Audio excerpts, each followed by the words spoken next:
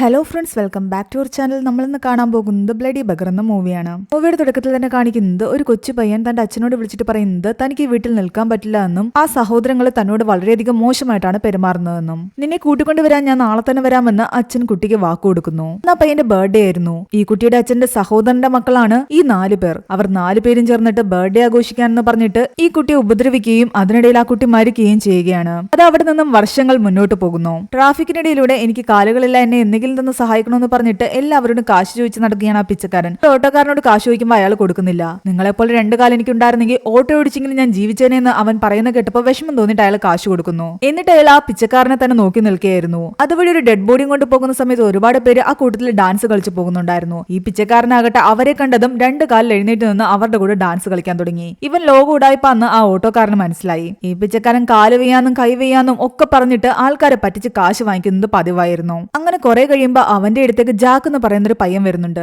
അവനും നമ്മുടെ നായകന്റെ കൂടെ തന്നെയാണ് താമസിക്കുന്നത്. അവനെ തെരുവിൽ നിന്ന് എടുത്ത് വളർത്തിയതാണെന്നാണ് നായകൻ അവനോട് പറഞ്ഞിരിക്കുന്നത്. ഇവനെ പോലെ ഇങ്ങനെ പിച്ചെടുക്കാതെ ബുക്കും പേനയൊക്കെ കൊണ്ടുപോയി ട്രാഫിക്കിൽ വെച്ചിട്ടാണ് ഈ പയ്യൻ ജീവിച്ചിരുന്നത്. 2 പേർക്കും അന്നു കിട്ടുന്ന കാശിൽ നിന്ന് അവരെന്തെങ്കിലും ആഹാരം വാങ്ങി കഴിക്കുക പതിവായിരുന്നു. എന്നാൽ ഇത്തവണയാകട്ടെ നമ്മുടെ പിച്ചക്കാരൻ പിസയാണ് ഓർഡർ ചെയ്തത്. സ്വിഗ്ഗിയിലൊക്കെ പിസ ഓർഡർ ചെയ്യുന്ന പിച്ചക്കാരനുണ്ടോ എന്ന് സ്വിഗ്ഗിക്കാരൻ വരെ അന്തം വിട്ട് നിൽക്കുകയാണ്. അവന്റെ കൂടെയുള്ള ഈ പയ്യന്റെ പേര് ജാക്ക് എന്നായിരുന്നു. ഈ പിച്ചക്കാരൻ ഇങ്ങനെ പിസയൊക്കെ ഇരുന്ന് കഴിക്കുന്ന കണ്ടിട്ട് ജാക്കിന് കൊതി വരുന്നുണ്ട്.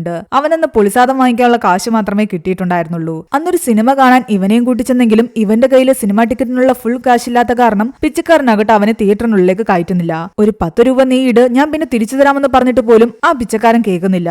ജാക്കിനെ പുറത്തിരുത്തിയിട്ട് അയാൾ പോയി സിനിമ കണ്ടിട്ട് വരുന്നു. പിറ്റേന്നാകട്ടെ നമ്മുടെ യാചകന് കാര്യമായിട്ട് കാശൊന്നും കിട്ടിയിട്ടുണ്ടായിരുന്നില്ല. അയാൾ അങ്ങനെ റോഡ് സൈഡിൽ ഇരിക്കുമ്പോൾ ജാക്ക് അയാളോട് വന്ന് ചോദിക്കുന്നുണ്ട്, നിനക്ക് ഞാൻ ആഹാരം വാങ്ങിച്ചു തരണമെന്ന്. വേണ്ടെന്നാണ് അയാൾ പറയുന്നത്. ആ സമയത്ത് കുറച്ച് ആൾക്കാർ വണ്ടിയിൽ വന്നിട്ട് ഈ യാചകനോട് പറയുന്നുണ്ട്, ഞങ്ങളുടെ യജമാനൻ മരിച്ചിട്ട് ഇന്നേക്ക് 16ാമത്തെ ദിവസമാണ്. അതുകൊണ്ട് പാവപ്പെട്ട കുറച്ചു പേർക്ക് ഞങ്ങൾ ആഹാരം കൊടുക്കുന്നുണ്ട്. 24 പേരായി, ഇനി ഒരാൾ കൂടി വേണം. 25 പേർക്ക് ആഹാരം കൊടുക്കാനാണ് പ്ലാൻ. അതുകൊണ്ട് അക്കൂട്ടത്തിൽ നമ്മുടെ യാചകനും കയറി പോകുന്നു. ആ പോകുന്ന വഴിക്ക് അവൻ അവന്റെ ചെറുപ്പ കാലഘട്ടത്തെ പറ്റി ആലോചിക്കുന്നു. അവനിടയ്ക്ക് ട്രാഫിക്കിൽ പിച്ചെടുത്തുകൊണ്ടിരിക്കുന്ന സമയത്ത് കനി എന്ന് പറഞ്ഞ ഒരു പെൺകുട്ടിയെ കണ്ടിരുന്നു. പിന്നീട് ഇങ്ങോട്ട് ഇവർ 2 പേരും ഒരുമിച്ചായിരുന്നു ജീവിച്ചിരുന്നത്. ഒരു ദിവസം കനിയാകട്ടെ ഇവനോട് പറയുന്നുണ്ട്, ആ കാണുന്ന ബംഗ്ലാവ് പോലൊരു ബംഗ്ലാവിൽ നമ്മൾ എന്തെങ്കിലും താമസിക്കുമെന്ന്. അതിനകത്തൊന്ന് കയറാനെങ്കിലും പറ്റിയിരുന്നെങ്കിൽ നന്നായനെന്ന്. താൻ ജീവിതകാലം മുഴുവൻ പിച്ചെടുത്തിട്ടായാലും നിനക്ക് അതുപോലൊരു വീട്ടിൽ താമസിക്കാനുള്ള അവസരം ഞാൻ ഉണ്ടാക്കി തരുമെന്ന് കനിയോട് അവൻ പറയുന്നു. അങ്ങനെ ഇതൊക്കെ ആലോചിച്ചുകൊണ്ട് നമ്മുടെ പിച്ചക്കാരൻ ചെന്നെത്തുന്നതാകട്ടെ അതുപോലെ വലിയൊരു ബംഗ്ലാവിൽ തന്നെയാണ്. അവനെ പോലെ കുറെ ആൾക്കാർ അവിടെ ആഹാരം കഴിക്കാൻ വന്നിട്ടുണ്ട്. അങ്ങനെ അവരെല്ലാവരും അവിടെ നിന്ന് ആഹാരം കഴിക്കുന്നു. കുറച്ചു കഴിയുമ്പോൾ ആ വീടിന്റെ കാര്യസ്ഥനാകട്ടെ പുറത്തേക്ക് ഇറങ്ങിയിട്ട് ആരോടോ വിളിച്ചു പറയുന്നുണ്ട്, ജോലിയെല്ലാം കഴിഞ്ഞു, വീടിനുള്ളിൽ ആരും തന്നെ ഇല്ല, ഞാനിത് പൂട്ടിയിട്ട് പോകട്ടെ എന്ന്. അതൊരു ഓട്ടോമാറ്റിക് ഡോർ ലോക്ക് സിസ്റ്റം ആയിരുന്നു. അയാളെ ജസ്റ്റ് അതൊന്ന് ക്ലോസ് ചെയ്തതും അത് ലോക്കായി പോയി. പക്ഷെ നമ്മുടെ പിച്ചക്കാരനാകട്ടെ ആരും കാണാതെ ആ ബംഗ്ലാവിനുള്ളിൽ കയറിയിട്ടുണ്ടായിരുന്നു. ആ സമയത്താണ് ജാക്ക് അവനെ ഫോൺ ചെയ്യുന്നത്. ഞാൻ ഇതിനുള്ളിൽ പെട്ടുപോയെന്നും അതറിയാതെ ആൾക്കാർ പൂട്ടിയിട്ട് പോയെന്നും അവൻ ജാക്കിനോട് പറയുന്നു. നീ എങ്ങനെയെങ്കിലും രക്ഷപ്പെട്ടു വരാനാണ് ജാക്ക് അവനോട് ആവശ്യപ്പെടുന്നത്. എന്തായാലും വീട്ടിൽ ആരും ഇല്ലല്ലോ, തൽക്കാലം ഞാൻ 2 ദിവസം ഇതിനകത്തൊക്കെ ഒന്ന് കറങ്ങിയിട്ട് പതിയെ പുറത്ത് കടക്കാനുള്ള വഴി നോക്കാം. എന്നാൽ അവൻ അകത്തേക്ക് കടന്നതും അവിടെ നിന്നും ഒരു പെണ്ണിറങ്ങി വരുന്നത് അവൻ കാണുന്നുണ്ട്. ശരി, ആരും ഇല്ലാന്ന് പറഞ്ഞിട്ട് ഇതിപ്പോ ആരെവിടെ നിന്ന് ഇറങ്ങി വരുന്നതെന്നാണ് അവന്റെ ചിന്ത. ആ പെണ്ണിന്റെ അടുത്താകട്ടെ ഒരാളിരുന്ന് സംസാരിക്കുന്നു. എന്നാൽ അയാൾ സംസാരിക്കുന്ന ഒന്നും തന്നെ ആ പെണ്ണ് കേൾക്കൊന്നും മൈൻഡ് ചെയ്യുന്നും പോലുമില്ല. ഇനി ഇവർ 2 പേരും ഹസ്ബൻഡ് ആൻഡ് വൈഫോ വല്ലോ ആണോ, തമ്മിൽ അടിയുണ്ടാക്കിയിട്ട് പിണങ്ങിയിരിക്കുമായിരിക്കും. ഇതൊക്കെ ആലോചിച്ചുകൊണ്ട് നിൽക്കുകയാണ് ഈ പിച്ചക്കാരൻ. അങ്ങനെ രാത്രിയായി. അവൻ ഫ്രിഡ്ജിൽ നിന്ന് എന്തൊക്കെയോ വലിച്ചു വാരി കഴിക്കുന്നു. അതിനിടയ്ക്ക് വീണ്ടും ഒരു ഫ്ലാഷ് ബാക്ക് കാണിക്കുകയാണ്. അവനും കനിയും വളർന്നു വലുതായ ശേഷം 2 പേരും തെരുവിൽ കിടന്നുറങ്ങിയായിരുന്നു. അവർ പരസ്പരം വിവാഹം കഴിച്ചിരുന്നു. നമ്മുടെ ജീവിതം അവസാനം വരെ ഇങ്ങനെ തന്നെ ആയിരിക്കുമോ എന്ന് ഇവൻ പറയുമ്പോൾ കനി പറയുന്നുണ്ട്, ഒരിക്കലുമല്ല, നമ്മളും എന്തെങ്കിലും ഒരു ദിവസം നല്ല രീതിയിൽ ജീവിക്കുമെന്ന്. അങ്ങനെ അതും ആലോചിച്ചുകൊണ്ടിരിക്കുമ്പോ എവിടെ നിന്നും ഒരു സൗണ്ട് കേട്ടിട്ട് അവനാകട്ടെ ഒരു ഡോർ ഹോളിലൂടെ നോക്കുമ്പോൾ നേരത്തെ കണ്ട ആ ആളില്ലേ, അയാളെ ദേ അവിടെ കൊന്നിട്ടിരിക്കുന്നു. ആ പെണ്ണ് അയാളുടെ ശരീരം വെട്ടി തുണ്ടം തുണ്ടാക്കാനുള്ള ശ്രമത്തിലാണ്. ഇതുകൊണ്ട് പേടിച്ച് അവൻ തിരിഞ്ഞു നോക്കിയതും അതേ ആള് തന്നെ അവന്റെ അടുത്ത് നിൽക്കുന്നു. ഇതെങ്ങനെയെന്ന് പറഞ്ഞിട്ട് അവൻ ഞെട്ടിത്തെറിച്ച് നിൽക്കുമ്പോ അയാൾ ചോദിക്കുന്നുണ്ട്, നിനക്ക് എന്നെ കാണാൻ പറ്റുന്നോ എന്ന്. ഞാൻ പ്രേതമാണ്, ആ മരിച്ചു കിടക്കുന്നത് ഞാനാണ്. പേടിച്ചുപോയി പിച്ചക്കാരൻ ബാക്കിലേക്ക് വീഴുകയും ആ സൗണ്ട് കേട്ടിട്ട് ആ പെണ്ണ് അവിടേക്ക് വന്നിട്ട് അവനെ കാണുകയും ചെയ്യുന്നു. ആ പെണ്ണിന്റെ കൂടെ മറ്റൊരാൾ കൂടി ആ വീട്ടിലുണ്ടായിരുന്നു. അയാൾ ആ വീടിന്റെ തന്നെ കുടുംബ വക്കീലാണ്. ഈ പെണ്ണും വക്കീലും ചേർന്നിട്ട് നമ്മുടെ പിച്ചക്കാരനെ കെട്ടിയിട്ടിരിക്കുകയാണ്. നമ്മുടെ പ്ലാൻ മുഴുവൻ പൊളിഞ്ഞു, എന്തോ ചെയ്യുമെന്ന് ആലോചിച്ചിട്ട് ഇവർ 2 പേരും കൺഫ്യൂഷനിലിരിക്കുകയാണ്. നമുക്ക് ഇവനെ ഇങ്ങ് കൊന്നു കളഞ്ഞാലോ എന്ന് അവർ പരസ്പരം സംസാരിക്കുകയാണ്. ഇത് കേട്ട് നമ്മുടെ പിച്ചക്കാരൻ ചാടി എഴുന്നേൽക്കുന്നു. അവൻ കാല് പിടിച്ച് പറയുന്നുണ്ട്, ഞാനൊരു പാവമല്ലേ, നിങ്ങൾ ചെയ്തതൊന്നും ഞാൻ പുറത്തുപോയി പറയില്ല, എന്നെ വിട്ടേക്കാൻ. എന്നാൽ അവരത് കേൾക്കുന്നില്ല. ഞങ്ങൾ പറയുന്ന പോലെ നീ ചെയ്തു കഴിഞ്ഞാൽ നിന്നെ വിട്ടേക്കാമെന്നാണ് അവര് പറയുന്നത്. എന്നിട്ട് ആ പിച്ചക്കാരനോട് ഈ ബംഗ്ലാവിനെ പറ്റി ഒരു കഥ പറയുകയാണ് അവർ 2 പേരും. ഈ ബംഗ്ലാവിന്റെ ഓണർ ചന്ദ്രബോസ് ആകട്ടെ വലിയൊരു നടനായിരുന്നു. അയാൾക്കൊരു മകളും കൊച്ചുമകനും ഉണ്ട്. അയാളുടെ കാലശേഷം സ്വത്തെല്ലാം തന്നെ ഇവർക്കാണ് മകളാണെന്നാണ് കരുതിയിരുന്നത്. എന്നാൽ ഇയാൾക്ക് വേറൊരു ഭാര്യയും മകനും ഉണ്ടായിരുന്നു. ആ സ്ത്രീ മരിച്ചുപോയ കാരണം ഈ മകനെ ഇയാൾ കൊണ്ടുപോയി ഒരു അനാഥാലയത്തിലാണ് താമസിപ്പിച്ചിരുന്നത്. ഇപ്പൊ ആ മകനായിട്ട് നീ അഭിനയിക്കണം. അങ്ങനെയെങ്കിൽ സ്വത്തിന്റെ പാതി നിനക്ക് കിട്ടും മീൻസ് അത് ഞങ്ങൾക്ക് കിട്ടും. അതിനു വേണ്ടിയിട്ടാണ് ഇവർ ഈ കളിയെല്ലാം കളിച്ചുകൊണ്ടിരുന്നത്. അപ്പോഴും ആ പ്രേതം അവിടെ തന്നെ നിൽപ്പുണ്ടായിരുന്നു. അയാളുടെ പേര് ഹരിഹരൻ എന്നാണ്. എടാ, നീ ഇവർ പറയുന്നൊന്നും കേൾക്കാൻ നിൽക്കണ്ട, എത്രയും പെട്ടെന്ന് ഇവിടുന്ന് രക്ഷപ്പെടുന്ന നല്ലതെന്നും ഇതുപോലെ ഇവർ എന്നെ കൊണ്ടുവന്നത് എന്നിട്ട് അവസാനം എന്നെ കൊന്നുകളഞ്ഞു എന്നാണ് ആ പ്രേതം പറയുന്നത്. തൽക്കാലം പിച്ചക്കാരൻ അതൊന്നും കേൾക്കാതെ അവര് പറഞ്ഞ പോലെ അഭിനയിക്കുകയാണ്. അവന്റെ വേഷമെല്ലാം അവര് മാറ്റി. കുറച്ചു കഴിയുമ്പോ ചന്ദ്രബോസിന്റെ മകളും കൊച്ചുമകനും വരുന്നു. അവരുടെ മുൻപില് ആ ചന്ദ്രബോസിന് കാമുകിയിലുണ്ടായ മകനായിട്ട് ഇവൻ അഭിനയിച്ചുകൊണ്ടിരിക്കുകയാണ്. എന്നാൽ ആ പ്രേതം ആകട്ടെ അവന്റെ അടുത്ത് പോയിന്ന് പറയുന്നുണ്ട്, എടാ നീ ചെയ്യുന്നത് ലോക മണ്ടത്തരമാണെന്നും ഇതെല്ലാം കഴിയുമ്പോ ഇവര് നിന്നെ കൊന്നിട്ട് ഈ സ്വത്തുമെല്ലാം എടുത്തുകൊണ്ട് പോകുമെന്ന്. കാരണം ഈ ചന്ദ്രബോസിന്റെ മകനായിട്ട് അഭിനയിക്കണമെന്ന് പറഞ്ഞിട്ടാ ഇവരെന്നെ കൊണ്ടുവന്നത്. അതിന് കാശും തരാന്ന് അവര് പറഞ്ഞു. ഹരിഹരൻ എന്നായിരുന്നു ചന്ദ്രബോസിന്റെ മകന്റെ പേര്. എന്റെ പേരും അത് തന്നെയായിരുന്നു. അതുകൊണ്ട് വലിയ പ്രശ്നങ്ങളൊന്നും ഉണ്ടായില്ല. എന്നാൽ ഇവിടെ വന്നു കഴിഞ്ഞപ്പോഴാണ് ഇവരുടെ സംസാരത്തിൽ നിന്ന് എനിക്ക് മനസ്സിലായത് ഞാൻ തന്നെയാണ് യഥാർത്ഥത്തിൽ ഈ ചന്ദ്രബോസിന്റെ മകനെന്ന്. ഇവർ എന്നെ തന്നെ ആ വ്യക്തിയായിട്ട് അഭിനയിക്കാൻ വേണ്ടി കൊണ്ടുവരുത്തിയിരിക്കുന്നു. എന്നെ പറ്റിക്കാനായിരുന്നു ഇവരുടെ ശ്രമം. ഇത് ഞാൻ കേട്ടെന്ന് മനസ്സിലാക്കിയതും ഇവർ എന്നെ കൊന്നുകളഞ്ഞു. ഇക്കണ്ട സ്വത്തുക്കളെല്ലാം അനുഭവിക്കേണ്ട ഞാനാ ഇപ്പൊ ഇവിടെ പ്രേതമായിട്ട് നിൽക്കുന്നത്. നീ ഈ വക്കീലിനെ പെണ്ണിനെ വിശ്വസിക്കാനേ പാടില്ല. സത്യങ്ങളെല്ലാം ഈ അമ്മയോടും മകനോടും തുറന്നു പറയുന്നതാ നല്ലത്. ഇത് കേട്ടെന്ന് പേടിച്ച് നമ്മുടെ പിച്ചക്കാരൻ പറയുന്നുണ്ട്, ഞാൻ ആ ഹരിഹരനൊന്നുമല്ല, എനിക്ക് ഈ വീടുമായിട്ടൊരു ബന്ധവുമില്ല, ഞാനൊരു പിച്ചക്കാരനാണെന്ന്. പക്ഷെ അപ്പോഴേക്കും വക്കീലിന്റെ ആ പെണ്ണിന്റെ സ്വഭാവം മാറി. കാരണം ഇതാ 4 പേരും ചേർന്നിട്ടുള്ള പ്ലാനിംഗ് ആയിരുന്നു. അവന് നന്നായിട്ട് അഭിനയിക്കാൻ അറിയാവോന്ന് ഇവരൊരു ട്രയൽ നോക്കിയതാണ്. യഥാർത്ഥത്തിൽ ഇത് 4 പേരും ചേർന്നിട്ടുള്ള പ്ലാനിംഗ് ആയിരുന്നു. ആ ചന്ദ്രബോസിന്റെ ഒരു മകളാണിത്. എന്നാൽ അയാൾക്ക് വേറെ 3 മക്കൾ കൂടിയുണ്ട്. ചന്ദ്രബോസിന്റെ ഇല്ലീഗൽ മകനാണ് ഈ പിച്ചക്കാരനെന്നും പറഞ്ഞ് കൊണ്ടിരുത്തിയിട്ട് അവന് കിട്ടുന്ന സ്വത്തും കൂടി ഇവർക്ക് അടിച്ചു മാറ്റാനുള്ള പ്ലാനിംഗ് ആയിരുന്നു. വക്കീലും കൂടെ അറിഞ്ഞിട്ടുള്ള കളിയാണ്. എന്നാൽ ഈ പിച്ചക്കാരൻ അഭിനയിക്കാതെ എല്ലാം കൊളമാക്കിയിരിക്കുന്നു. അവരുടെ എങ്ങാനും മുന്നിൽ വെച്ചിട്ട് ഇവൻ ഇതുപോലെ സത്യങ്ങൾ വിളിച്ചു പറഞ്ഞിരുന്നെങ്കിൽ ആ സ്വത്ത് കിട്ടാതെ പോയേനെ. പണി പാളിയെന്നാലോചിച്ചതും നമ്മുടെ പിച്ചക്കാരൻ ആകെ കൺഫ്യൂഷനിലാണ്. അവസാനം വക്കീല് പറയുന്നുണ്ട്, നീ ഇപ്പൊ കാണിച്ച മണ്ടത്തരം ഇനി അവരുടെ മുൻപിൽ കാണിക്കാൻ പാടില്ല എന്ന്. അവരുടെ മുൻപിൽ മര്യാദയ്ക്ക് നീ ഹരിഹരനായിട്ട് തന്നെ അഭിനയിക്കുന്നതാ നല്ലത്. അങ്ങനെ കുറെ കഴിയുമ്പോ ബാക്കി 3 മക്കളും അവരുടെ കൊച്ചുമക്കളും എല്ലാം തന്നെ ഈ ബംഗ്ലാവിലേക്ക് വരുന്നു. ചന്ദ്രബോസിന്റെ ഈ മകന്റെ പേര് രുദ്രൻ എന്നാണ്. അയാൾക്ക് 2 ഭാര്യമാരുണ്ടായിരുന്നു. ചന്ദ്രബോസിന്റെ അടുത്ത സന്തതിയാണ് ഈ രാധ.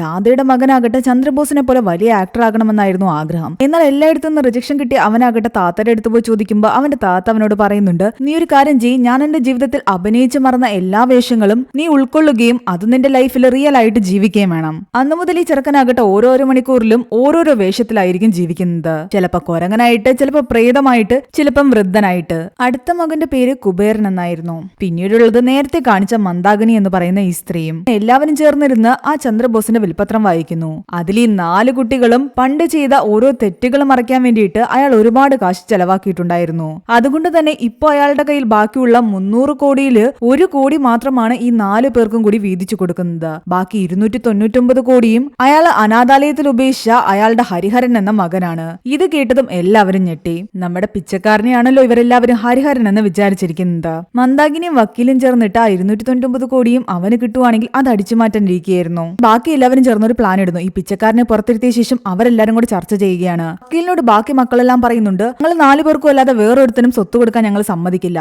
അവനെ കൊല്ലാൻ വേണ്ടിയിട്ട് നീ ഞങ്ങളുടെ കൂടെ നിൽക്കുകയാണെങ്കിൽ നിനക്കൊരു ശതമാനം തരാമെന്ന്. അതൊന്നും നടക്കത്തില്ല എന്ന് വക്കീല് പറയുന്നു. എങ്ങനെയായാലും അത് അവനും കൂടെ അവകാശപ്പെട്ട സ്വത്താ. എന്നാൽ അവസാനം ഇവർ ബാർഗെയിൻ ചെയ്ത് 10% സ്വത്ത് നമ്മുടെ വക്കീലിന് കൊടുക്കാന്ന് പറയുമ്പോൾ അയാൾ കാലുമാറുന്നു. മന്ദാകിനിയുടെ കൂടെ ചേർന്ന് അവർക്ക് ഈ സ്വത്തെല്ലാം വാങ്ങിച്ചു കൊടുത്താൽ തനിക്ക് 10% ഒന്നും അവര് തരാൻ പോകുന്നില്ല എന്ന് വക്കീലിനറിയാം. അതുകൊണ്ട് അയാൾ കാലുമാറിയിട്ട് പറയുന്നുണ്ട്, ഞാൻ അവനെ കൊല്ലാം, എനിക്ക് 10% തന്നാ മതിയെന്ന്. ഇതെല്ലാം തന്നെ പ്രേതമായിട്ട് നിന്നിരുന്ന യഥാർത്ഥ ഹരിഹരൻ കേൾക്കുന്നുണ്ടായിരുന്നു.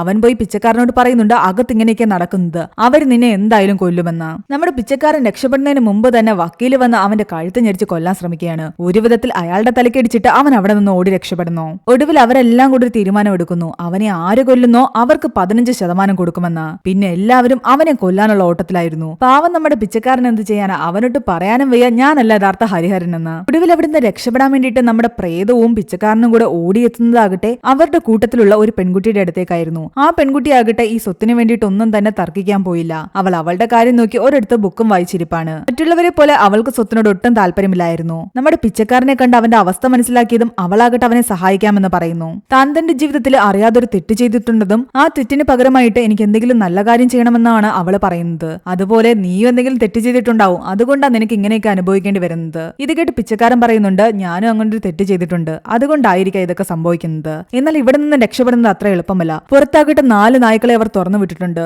മനുഷ്യനെ അതിക്രൂരമായിട്ട് കടിച്ചു കൊല്ലുന്ന നായ്ക്കളാണത്. അതുകൊണ്ട് നിനക്ക് ഇവിടെ നിന്നും ചാടി രക്ഷപ്പെട്ട് ഗേറ്റ് കടക്കാമെന്ന് കരുതണ്ട. നമ്മുടെ ഗ്യാരേജിൽ ഒരു കാർ കിടപ്പുണ്ട്. ആ കാറിന്റെ അടുത്ത് എത്തിക്കഴിഞ്ഞാൽ കാറിൽ കയറി നമുക്ക് രക്ഷപ്പെടാം. അതേ ഉള്ളു വഴി. അതിനു മുമ്പ് ആ പെൺകുട്ടി അവനോട് ചോദിക്കുന്നുണ്ട്, നീ നിന്റെ ജീവിതത്തിൽ ചെയ്ത തെറ്റെന്താണെന്ന്. താൻ കനി എന്ന് പറയുന്ന ഒരു പെൺകുട്ടിയെ സ്നേഹിച്ചിരുന്നുവെന്നും ഞങ്ങൾ വിവാഹം കഴിക്കുകയും അവൾ പ്രഗ്നന്റ് ആകുകയും ചെയ്തു. ഞങ്ങൾക്കൊരു മകനും ഉണ്ടായി. എന്നാൽ കനി ഒരു ദിവസം മരിച്ചുപോയി. പക്ഷെ ഞാൻ എന്റെ മകനോട് ഒരിക്കലും ഞാൻ അവന്റെ അച്ഛനാണെന്ന് പറഞ്ഞിട്ടില്ല. അവൻ പറയുന്നത് ജാക്കിനെ കുറിച്ചായിരുന്നു. ജാക്ക് അവന്റെ സ്വന്തം മകനാണ്. സ്വന്തം അച്ഛനൊരു പിച്ചക്കാരനാണെന്നും അവനെയും പിച്ചെടുക്കാൻ വിടുകയാണെന്നും അവൻ അറിഞ്ഞു കഴിഞ്ഞാൽ അവൻ ഒരുപാട് വിഷമം വരും. അതുകൊണ്ട് ഞാൻ അവനെ സ്വന്തം അച്ഛനാണെന്ന് പോലും അറിയിക്കാതെയാണ് വളർത്തിക്കൊണ്ടുവന്നത്. അങ്ങനെ നമ്മുടെ ഈ പെൺകുട്ടിയാകട്ടെ ഒരു പ്ലാൻ ഇടുന്നുണ്ട്. ഞാനിവിടുത്തെ ഈ വലിയ ലൈറ്റ് ഉണ്ടല്ലോ അത് താഴേക്കിട്ട് പൊട്ടിക്കും. ആ സൗണ്ട് കേട്ട് എല്ലാവരും ഇങ്ങോട്ട് വരുന്ന സമയത്തിന് നമുക്ക് വേറൊരു വഴി രക്ഷപ്പെടാം. എന്നാൽ അവരാ ലൈറ്റ് താഴേക്കിടുമ്പോ തന്നെ വേറൊരിടത്തു നിന്നും വലിയൊരു നിലവിളി കേൾക്കുന്നു. നമ്മുടെ മന്ദാകിനിയുടെ മകനെ ആരോ കൊന്നിരിക്കുന്നു. ആരാ ഇത് ചെയ്തതെന്ന് ആർക്കും അറിയില്ല. ഇതാ പിച്ചക്കാരന്റെ പണി തന്നെയായിരിക്കും എന്നാണ് മന്ദാകിനി പറയുന്നത്. അവനെ കൊല്ലുന്നവർക്ക് ഞാൻ എന്റെ ഷെയർ തന്നിരിക്കും. ഇത് കേട്ടതോടുകൂടി ബാക്കി എല്ലാവരും അവനെ പിടിക്കാൻ ഉത്സാഹം കൂട്ടി. ഈ ബഹളത്തിന്റെ ഇടയ്ക്ക് ഓടി രക്ഷപ്പെടാൻ ശ്രമിച്ച നമ്മുടെ പിച്ചക്കാരനാകട്ടെ രുദ്രന്റെ രണ്ടാമത്തെ വൈഫിന്റെ കയ്യിൽ പെടുന്നു. അവളാകട്ടെ ഇവനെ എടുത്തിട്ട് നല്ല ഇടിയിടിക്കുകയാണ്. ആദ്യത്തെ വൈഫിനോട് അവൾ പറയുന്നുണ്ട് ഇവനെ അടിച്ചു കൊല്ലാൻ പറ്റിയ എന്തെങ്കിലും കൊണ്ടുവരാൻ. ഇവിടെ ഒരു സാധനം ഇരിക്കുന്നുണ്ട്, അതെനിക്ക് എടുക്കാൻ പറ്റില്ല, നീ കൂടി ഒന്ന് വന്ന് ഹെൽപ്പ് ചെയ്യുന്നു പറഞ്ഞിട്ട് അവളെ വിളിച്ചുകൊണ്ട് വന്നിട്ട് ഈ ആദ്യത്തെ വൈഫാകട്ടെ രണ്ടാമത്തെ വൈഫിനെ കൊല്ലുന്നു. എന്റെ ഭർത്താവിന് ഭാര്യയായിട്ട് ഞാൻ മാത്രം മതി, നീ വേണ്ടെന്ന് പറഞ്ഞിട്ടാണ് അവരിത് ചെയ്തത്. ആള് കൂടിയപ്പോഴേക്കും അവര് പറയുന്നുണ്ട് ഇത് ചെയ്തത് നമ്മുടെ പിച്ചക്കാരനാണെന്ന്.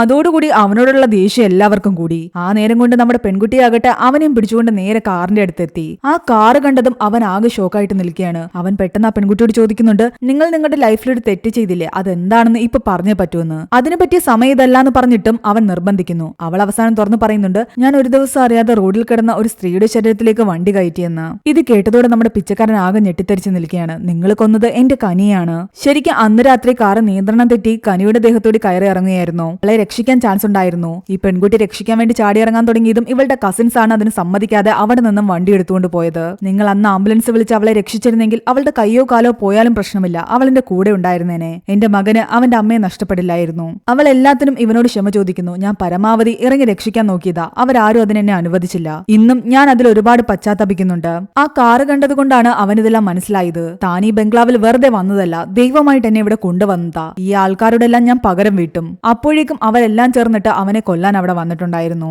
അവൻ എല്ലാവരും എടുത്തിട്ട് അടിക്കുന്നു. അങ്ങനെ പിന്നെ അങ്ങോട്ടും ഇങ്ങോട്ടും വലിയ ഫൈറ്റാണ് നടക്കുന്നത്. അതിനിടയിൽ എല്ലാവരും ചേർന്നിട്ട് നമ്മുടെ പിച്ചക്കാരനെ ക്രൂരമായിട്ട് കൊല്ലുന്നു. അവന്റെ ജീവനും വെടിഞ്ഞ് അവനും ഒരു പ്രേതമായി മാറുകയാണ്. ഇത് കണ്ടിട്ട് നമ്മുടെ ഹരിഹരനും ആകെ തകർന്നു നിൽക്കുകയാണ്. അതിനിടയിലും ആ ബാക്കിയുള്ളവരെല്ലാം ചേർന്നിട്ട് അങ്ങോട്ടും ഇങ്ങോട്ടും വഴക്കുണ്ടാക്കുകയാണ്. എന്റെ അടിയിലാണ് ഇവൻ മരിച്ചത്, അല്ല എന്റെ അടിയിലാണ് ഇവൻ മരിച്ചത് എന്ന് പറഞ്ഞിട്ട്. അതിനിടയിൽ ആരോ കോളിംബെൽ അടിക്കുന്നു. വിൽപത്രം വായിക്കുന്നതിന് മുൻപ് തന്നെ ഇതിനെല്ലാം നേതൃത്വം വഹിക്കാൻ വേണ്ടിയിട്ട് അവർ ഈ മരിച്ചുപോയ ചന്ദ്രബോസിന്റെ ഇരട്ട സഹോദരനെ വിളിച്ചിട്ടുണ്ടായിരുന്നു. എന്നാൽ അയാൾ ഫോൺ എടുത്തിട്ടുണ്ടായിരുന്നില്ല. അയാൾ വരില്ലാന്ന് വിചാരിച്ചിട്ടാണ് ഇവർ ഈ പരിപാടിയെല്ലാം നടത്തിയത്. പക്ഷേ അപ്രതീക്ഷിതമായി അയാൾ ഇതേ കയറി വന്നിരിക്കുന്നു. അയാൾ കാണാതെ പെട്ടെന്ന് തന്നെ അവർ ആ പിച്ചക്കാരന്റെ ബോഡി ഒരിടത്ത് കൊണ്ട് ഒളിപ്പിച്ചു വെക്കുന്നു. സ്വത്ത് ഭാഗം വെക്കുന്ന കാര്യമൊന്നും തനിക്കറിയണ്ട, താൻ വന്നത് വേറൊരു കാര്യത്തിനാ. അയാളുടെ മകൻ അരവിന്ദിന്റെ ബർത്ത്ഡേ ആയിരുന്നു അന്ന്.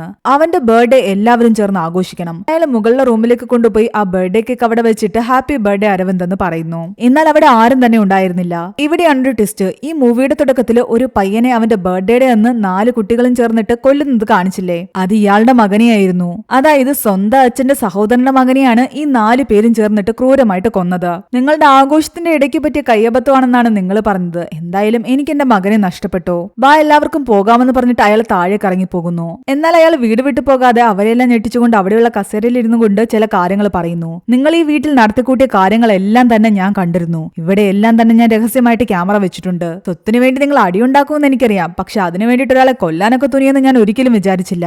ഇനി നിങ്ങൾക്കറിയാത്ത കുറച്ച് രഹസ്യങ്ങൾ ഞാൻ പറയാം. ഈ മന്ദാകിനിയുടെ മകനെ കൊന്നത് ആ പിച്ചക്കാരനല്ല, അത് ഈ വക്കീലാണ്. അതുപോലെ രുദ്രന്റെ രണ്ടാം ഭാര്യയെ കൊന്നതും ആ പിച്ചക്കാരനല്ല, അവന്റെ ആദ്യ ഭാര്യ തന്നെയാണ് അവളെ കൊന്നത്. ഇതെല്ലാം കേട്ടിട്ട് പരസ്പരം അങ്ങോട്ടും ഇങ്ങോട്ടും ദേഷ്യത്തിൽ നിൽക്കുകയാണ് എല്ലാവരും. പിന്നെ നീയൊക്കെ കൂടി സ്വത്ത് കൈക്കലാക്കാൻ വേണ്ടിയിട്ട് ഒരുത്തനെ കൊല്ലാൻ ശ്രമിച്ചില്ലേ, അവന്റെ പേര് ഹരിഹരനുമല്ല, അവനൊട്ട് ചന്ദ്രബോസിന്റെ മകനുമല്ല, അവൻ കേവലം ഒരു പിച്ചക്കാരനാണ്. യഥാർത്ഥ ഹരിഹരനെ ഈ വക്കീലും മന്ദാകിനിയുടെ മകളും ചേർന്നിട്ട് നേരത്തെ തന്നെ കൊന്നിരിക്കുന്നു. ഇതെല്ലാം കേട്ട് എല്ലാവരും ആകെ ഷോക്കിൽ നിൽക്കുകയാണ്. നിനക്കൊക്കെ ഞാൻ നല്ല പണി വെച്ചിട്ടുണ്ടെന്നാണ് അയാൾ പറയുന്നത്. ഇയാൾ ഇതൊക്കെ പുറത്തുവിട്ട് കഴിഞ്ഞാൽ സ്വത്ത് ആർക്കും കിട്ടാതെ പോകും, അതുകൊണ്ട് ഇയാളെ അങ്ങ് തട്ടിയാലോ എന്നാണ് അവരെല്ലാം കൂടി ചിന്തിച്ചുകൊണ്ടിരുന്നത്. എന്നാൽ അതിനു മുമ്പ് തന്നെ അയാൾ അവിടെ ഇരുന്ന തോക്കെടുത്ത് നമ്മുടെ വക്കീലിനെ വെടിവെക്കുന്നു. ബാക്കിയാരെ ഞാൻ വെടിവെച്ച് കൊല്ലില്ല, ആ പട്ടികളെ കൊണ്ട് കടുപ്പിച്ച് കൊല്ലാനായിരുന്നു അയാളുടെ തീരുമാനം. അയാളുടെ കയ്യിലൊരു വിസിലിരിപ്പുണ്ട്, അത് ഊതിക്കഴിഞ്ഞാൽ ആ പട്ടികൾ വന്നിട്ട് ഇവരെ എല്ലാവരെയും കടിച്ചു കൊല്ലും. അതിനു മുമ്പ് അയാൾ നമ്മുടെ പിച്ചക്കാരന്റെ ഡെഡ് ബോഡിയുടെ അടുത്ത് പോയി നിന്നിട്ട് പറയുന്നുണ്ട്, നിന്നെ എനിക്ക് വേണമെങ്കിൽ രക്ഷിക്കാമായിരുന്നു, പക്ഷെ എന്ത് ചെയ്യാനാ, എനിക്കപ്പോ അതിന് തോന്നിയില്ല. അതുകൊണ്ട് ഞാനൊരു പാപിയാണെന്ന് എനിക്കറിയാം. നിന്നോട് ചെയ്തതിനെല്ലാം തന്നെ ഞാൻ മാപ്പ് ചോദിക്കുന്നു. പക്ഷെ പെട്ടെന്ന് നമ്മുടെ പിച്ചക്കാരൻ ഉണരുന്നു. അവൻ ശരിക്കും മരിച്ചിട്ടുണ്ടായിരുന്നില്ല. അവന്റെ ആത്മാവാകട്ടെ അവന്റെ ശരീരത്തിലേക്ക് വന്ന് കയറിയിരിക്കുകയാണ്. ഇപ്പോൾ ഇവൻ ചാടി എഴുന്നേറ്റതും ഈ മുന്നിൽ നിന്ന വല്യപ്പനാകട്ടെ പേടിച്ച് ഹാർട്ട് അറ്റാക്ക് വന്ന് താഴെ വീഴുകയാണ്. ഓൾറെഡി തന്നെ അയാൾക്ക് 2 തവണ ഹാർട്ട് അറ്റാക്ക് വന്നതായിരുന്നു. ഇതുകൊണ്ട് ബാക്കി എല്ലാവരും പറയുന്നുണ്ട്, നീ ആള് കൊള്ളാലോ, ഞങ്ങള് തന്നെ ഇയാളെ കൊല്ലണോന്ന് വിചാരിച്ചിരുന്നതാ. അപ്പതാ നീ മരണത്തെ പോലും അതിജീവിച്ച് വന്ന് അയാളെ കൊന്ന് ഞങ്ങളെ രക്ഷിച്ചിരിക്കുന്നു. പക്ഷെ അതിന്റെ പേരിൽ നിന്നെ വെറുതെ വിടണോ എന്നൊക്കെ ഉണ്ട്. എന്നാൽ നീ ഇതൊക്കെ പുറത്തുപോയി ആരോടെങ്കിലും പറഞ്ഞു കഴിഞ്ഞാൽ പ്രശ്നമാവും. അതുകൊണ്ട് നിന്നെ ഞങ്ങൾ വീണ്ടും കൊല്ലാൻ പോവുക. പക്ഷെ ഇത്തവണ നമ്മുടെ പിച്ചക്കാരൻ വെറുതെ ഇരുന്നില്ല. ആ വല്യപ്പന്റെ കയ്യിൽ നിന്നും അവൻ ആ വിസിലെടുത്ത് ഊതുന്നു. ആ നായ്ക്കളെല്ലാം തന്നെ പല ദിക്കിൽ നിന്ന് വന്നിട്ട് ഇവരെല്ലാവരെ ആക്രമിക്കുകയാണ്.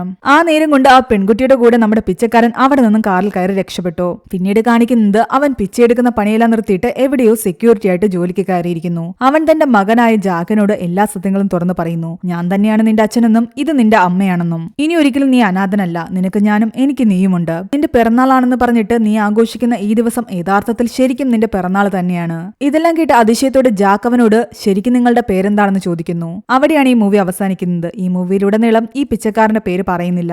ഈ മൂവിയുടെ സ്റ്റോറി എങ്ങനെയുണ്ടായിരുന്നു നിങ്ങൾ താഴെ കമന്റ് ചെയ്യുക. എക്സ്പ്ലനേഷൻ ഇഷ്ടപ്പെട്ടെങ്കിൽ